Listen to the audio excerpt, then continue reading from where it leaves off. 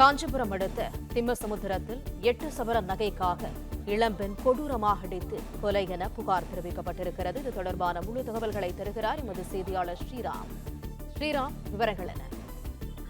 காஞ்சிபுரம் அடுத்த திம்மசமுத்திரம் பகுதியைச் சேர்ந்தவர் அஸ்வினி கடந்த 24ஆம் தேதி அதிகாலை மர்ம நபர்களால் தாக்கப்பட்டு மருத்துவமனையில் அனுமதிக்கப்பட்டிருந்தார்.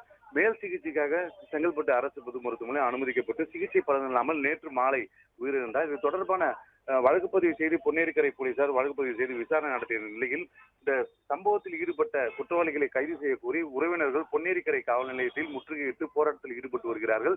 சந்தேகத்தின் பேரில் ஒருவரை கைது செய்ததாக கூறப்படுகிறது.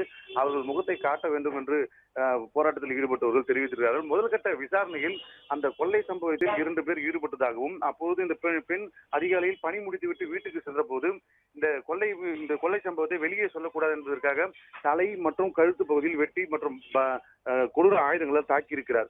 அப்பொழுது ரத்த வெள்ளத்தில் கிட்டத்தட்ட 12 மணி நேரம் வீட்டிலேயே இருந்திருக்கிறார். அதன் பின்பாகத்தான் அவருடைய உறவினர்கள் தொடர்ந்து போன் எடுக்கவில்லை என்று கூறி அந்த பகுதிக்கு சென்ற போதுதான் ரத்த வெள்ளத்தில் இருந்து மருத்துவமனைக்கு அனுமதிக்கப்பட்ட அந்த கொடூரமான கொலை சம்பவத்திற்கு சம்பந்தப்பட்ட நபர்களை கைது செய்ய வேண்டும் எனவும் அப்பகுதியில் அரசு மதுபான கடைகள் இருக்கிறது, அங்கிருந்துதான் இந்த அதிகமான ஆட்கள் வருவதாகவும் அந்த அரசு மதுபான கடையை அகற்ற வேண்டும் எனவும் தொடர்ந்து போராட்டத்தில் ஈடுபட்டு வருகிறார்கள். போலீசார் பேச்சுவார்த்தையில் ஈடுபட்டு வருகிறார்கள்.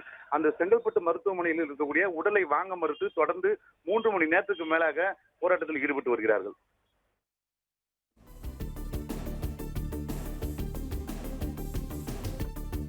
தகவல்களுக்கு நன்றி ஸ்ரீராம்.